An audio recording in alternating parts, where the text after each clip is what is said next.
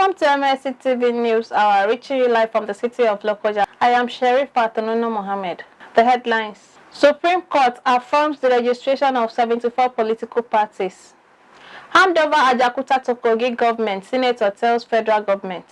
Illegal fuel refining, inimical to national economy, environment, health, says energy expert. And FIFA to pay Eagles 5.6 billion naira for World Cup qualification. Now the news in details. The chairman, Senate Committee on Aviation, Smart Adeyemi, has asked the federal government to hand over the AJAOKUTA iron and steel to the KOGI state government, if federal government cannot revive it.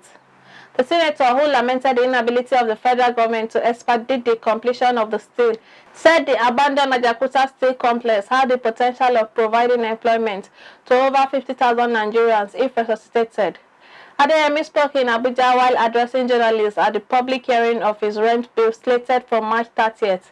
He said, "It is saddening that a potential game changer for the nation's monolithic economy, which started in the 1980s, is still at the stage of abandonment." He also urged the federal government to spend the current gains being made from crude oil sales at the international market, which is above $100 per barrel.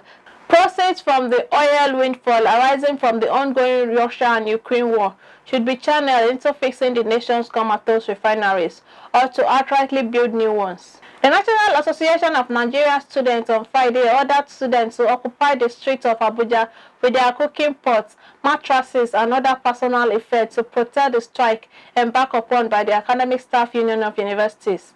NANS President Sunday Asefon made this known in a letter to zonal coordinators of the union. The letter was titled Urgent Notice of Immediate Commencement of Mobilization and dated March 25, 2022. It read, "Sequent to our ultimatum issued to federal government and the Academic Staff Union of Universities to find lasting solution to the affairs of our university to reopen on or before 28 March 2022. As to on March 14, at the expiration of its 4 weeks warning strike, which it declared on Monday, February 14, had extended the industrial action by 2 months. The union, led by Professor Emmanuel Osodeke, said it made this decision to extend the strike so as to give the federal government and its agencies enough time to meet the lingering demands of the union. The union had embarked on a 9-month strike in 2020 before it was called off in December of that year. A retired deputy director of the now defunct Department of Petroleum Resources, Engineer Sunday Adebayo Babalola, has said that the illegal refining of petroleum products is inimical to Nigeria's economy, environment, and the health of the residents. He commended the governor of Rivers State, Nyesom Wike, for its anti-illegal refinery war in his state. Babalola, who is currently director of All Grace Energy, in an interview called on other governors of oil-bearing or producing states to join the fight. He said, "Illegal refining is cheating us on revenue. The companies are frustrated.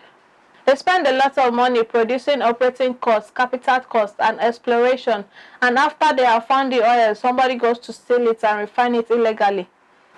The effect on the company with respect to financiers is not good. Nobody will want to bring their money into a country where they are not sure what they have invested the money on is going to yield good returns. The illegal refiners are not helping the situation. Moreover, environmental degradation is enormous. If you go to Port Harcourt today by evening, you manage to put your hand in your nose, what it will bring out is bad thoughts." He commended Governor Wike for a very good job, and he hopes he will not be discouraged in what he is doing. The effects can be very devastating to everybody and to all stakeholders, he added. Other South governors should join in the fight, he said. If Governor Wike succeeds in his area, the people will move to other areas. So it is better for all of them to be prepared and start fighting from their own ends so that they will not have anywhere to run to and continue this illegal refining. When you talk of illegal refining, the environmental degradation, when they puncture the oil pipelines or when they leave the place, the environment is degraded and it is blamed on the oil companies, which is very sad. And on politics, President Muhammadu Buhari has issued another warning to all Progressive Congress APC leaders. In a statement on Friday, the president cautioned the APC not to do anything that will jeopardize the chances of the party in the 2023 general elections. Buhari reminded chieftains of the limited time frame of the Independent National Electoral Commission (INEC) timetable. He noted that the guidelines released by the Electoral Empire does not permit them any room for delay or further squabbling. The Nigerian leader told the party to consistently keep their eyes on the ball and refuse any distraction. He said all has an obligation to conduct the convention in a manner that will not fortify the unity of their party, but also improve the prospects of their electoral fortunes in the 2023 general elections. The party's national convention will be held on Saturday at Eagle Square in Abuja. The Supreme Court has on Friday affirmed the deregistration of 74 political parties in the country by the Independent National Electoral Commission (INEC), while the ruling Nigeria now has official 18 political parties recognized by the INEC. The Apex Court said the deregistration of the parties was done in line with the laws and compliance with the extant provisions of the Constitution and Electoral Act. The INEC had in 2020 deregistered the political parties over their inability to win any election during the 2019 general elections. Reacting to Friday's judgment, it was described as victory for democracy, while also commending INEC chairman Professor Yakubu Mahmood for sanitizing the electoral process. The Akwa Ibom State Caucus in the National Assembly adopted and endorsed Pastor Umoeno as their sole candidate for the May 21, 2023 PDP governorship primaries and the 2023 governorship election. In a motion moved by the member representing Itu Ibiono Federal Constituency, Dr. Henry Achibon, and seconded by the member representing Ikwet Ekene Federal Constituency, Nsikak Ekong, the lawmakers said their decision to support Umoeno is premised on his integrity, entrepreneurial accomplishments, and strong belief in intergovernmental collaboration and partnership to complete ongoing projects of Governor Udom Emmanuel and sustain the much-needed peace and serenity in Akwa Ibom State. The parley, which took place at the Abuja residence of Akon Eyakere, said 10 out of the 13 members of the caucus in attendance and witnessed by frontline politicians and former lawmakers of Akwa Ibom origin, including Effiong Bom, Ibom Essien, and Aloysius Etok, among others. Chris Epeyong, a serving senator who was indisposed, sent his goodwill and solidarity message through Eyakere. Addressing the caucus, Pastor Eno thanked the lawmakers for their support and solidarity, stating that his emergence as the preferred successor is nothing but a product of God's grace and not his political strength and know-how. Pastor Eno said small and medium enterprises, SMEs, remain the engine room or even the advanced and developed economies, promising to reposition and agriculture to play a major role as one of the biggest employers of labor. He promised to enthrone the sustainability of the prevailing peace, reiterating the need for the peace Governor Udom Emmanuel has built in the state to be sustained. Addressing the gathering, the DG Umoeno Campaign Organization, Ambassador Assam, a senior advocate of Nigeria, said the endorsement by any caucus is a great political capital in any democracy the world over. You are not just representing the people, you are speaking for the people. Today, they stand at a threshold of history. Akwa Ibom caucus has done well and would have done more if the country had a PDP government at the center. He noted, also speaking, the national chairman maintained peace movements. MPM Barrister Emmanuel Enodem thanked the lawmakers for their show of patriotism, love and oneness, stating that their endorsement by the national legislature is of great significance, following a similar endorsement by the entire state legislators. Ekon Eyakere thanked the team for the visit, stating that it was a honor for the Umoeno Campaign Organization to visit and consult them in Abuja. We'll go on a short break. We'll be right back.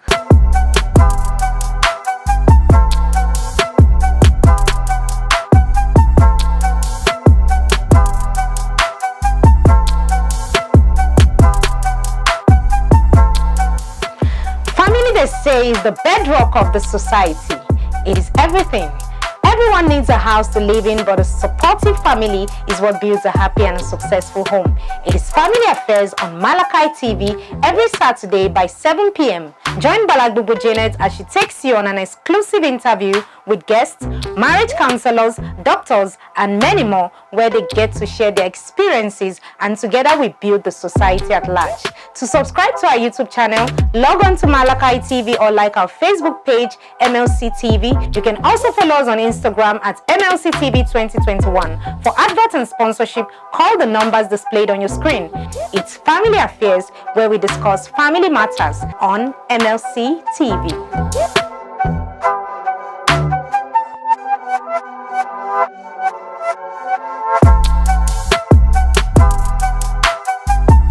Welcome back. And on foreign, United States President Joe Biden will travel to a town near the Polish-Ukrainian border Friday, trying to signal Western resolve against a Russian invasion that has increasingly turned to a grinding wall of attrition.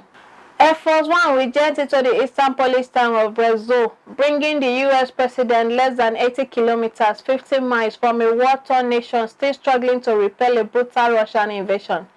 The trip is designed to underscore Washington's willingness to defend NATO allies as fears rise that the months-old war in Ukraine could spill westward, sparking what the U.S. president has called World War III.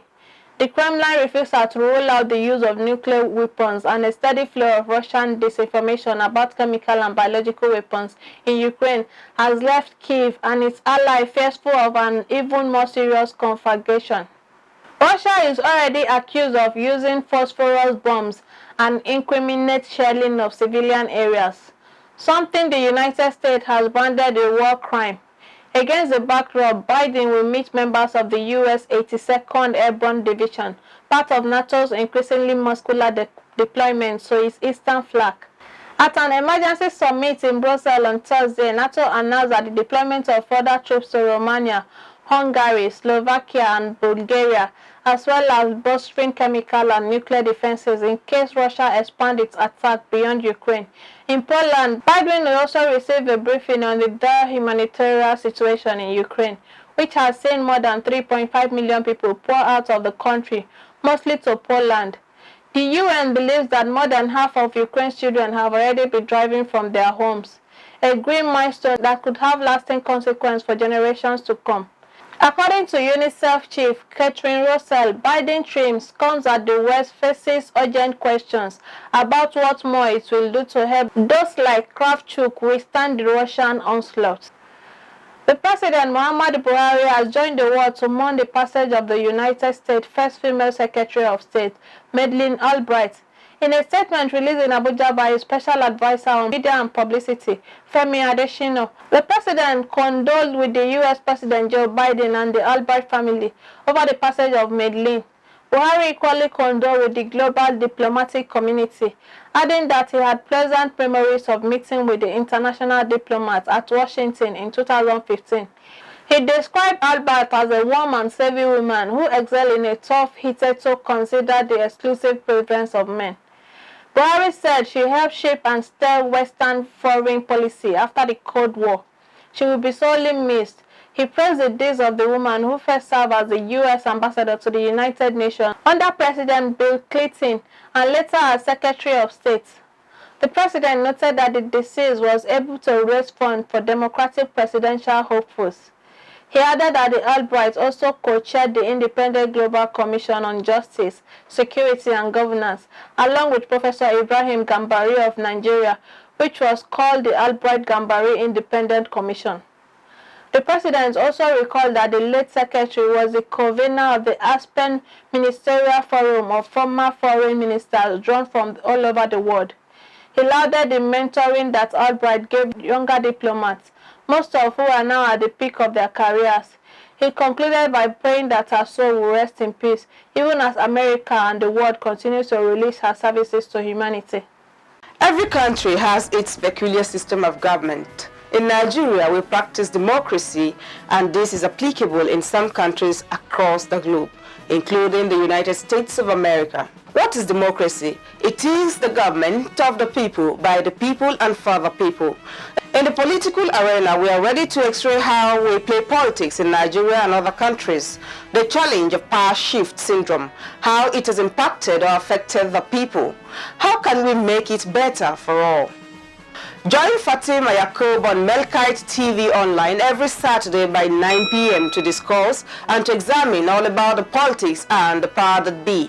Mr. President, I was once there as an opposition senator. There was never a time that we called the president at that time, who was a PDP president, an insult, because this is our institution. And if we don't conduct ourselves with dignity and respect, nobody will respect us. The heads of security in Nigeria made several different explanations for killings of our citizens. The Constitution of the Federal Republic of Nigeria 1999 as amended, I hereby forward for the confirmation by the Senate the appointment of the underlisted nominees as National Commissioners and Resident Electoral Commissioner for the Independent National Electoral Commission, INEC. To watch us, subscribe to our YouTube channel, Mlc TV, like our Facebook page, Mlc TV, and follow us on our Instagram, Mlc TV 2021. We are here to inform, educate, and to criticize constructively. Don't miss it.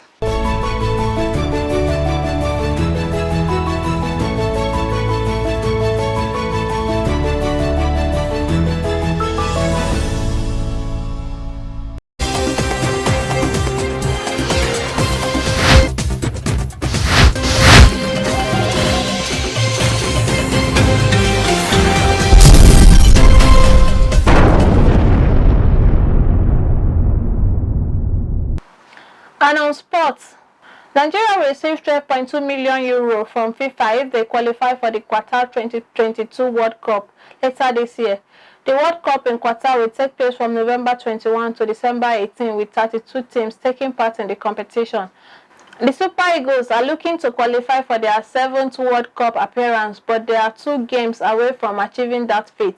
They face the Black Stars of Ghana in the playoff to Qatar 2022, with the first leg built for the Baba Yara Stadium on Friday, while the second leg holds in Abuja on Tuesday.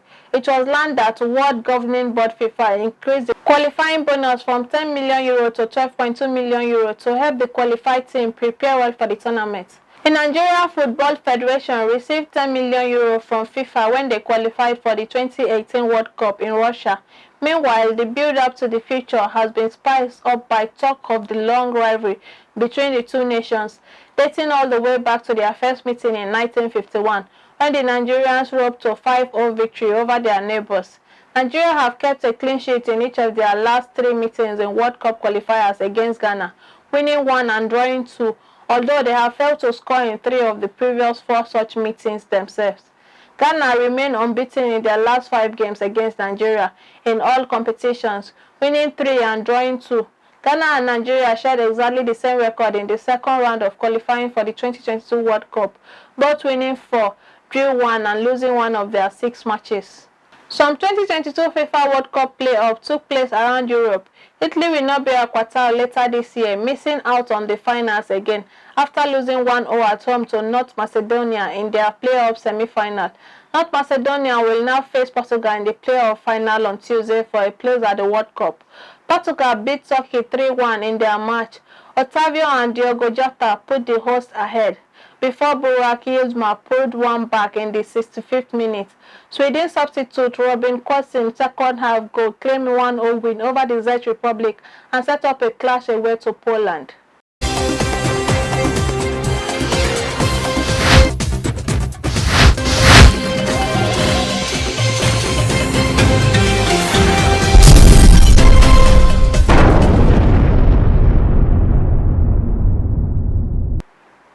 Over to you, Matthias Adeji Peter, for entertainment.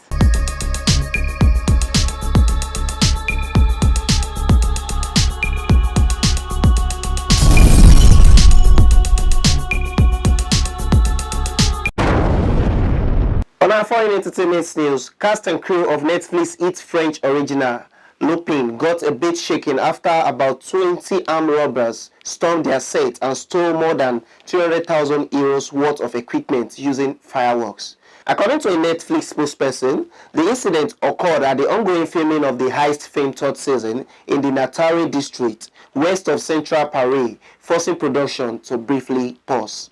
No one was hurt, including lead actor Omar Sy, who starred as the genius thief who was reportedly on set filming. Agence France-Presse reports that the police has arrested 7 people associated with the robbery. The alleged robbers, aged between 13 and 21, will now face armed robbery charges even as they continue to look for the rest of the gang and recover the stolen equipment. Lupin will not be the first top Netflix show to get robbed. Just a day before the Paris heist, armed robbers attacked the set of the Crown series in South Yorkshire, United Kingdom, carting away antiques propped, valued up to £150,000. Inspired by the fictional French master of disguise, Arsène Lupin, the Netflix hit series follows the story of a thief, Arsène Diop, played by Omar Sy. The show is currently in its 2nd season. Still on entertainment news from Africa. On March 23, 2022, Nigerian superstar Tiwa Savage announced a 17-stop water and Gari tour of North America, US, and Canada. The tour is named after a critically acclaimed 2021 EP of the same name, which produced the smash hit Somebody's Son. The superstar mother of one is set to visit and train some of the biggest stages in America and Canada, where she will train audience with an array of hits and storied stagecraft. The show will be promoted by Duke Concerts. And that is all on entertainment news today. My name is Matthias Adeji Peter, reporting for Mlc TV.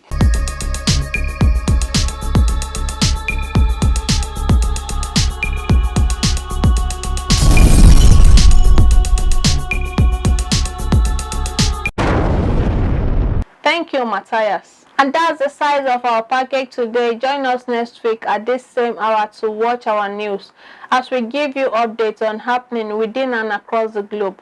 Don't forget to subscribe to our YouTube channel, Mlc TV. Like and follow our Facebook page, Mlc TV, Instagram, Mlc TV 2021, Twitter at Mlc TV1. For your event coverage, information, contribution, advert, and sponsorship, please call any of our numbers displayed on your screen. Join us Friday and Saturday to watch our special programs. Good evening.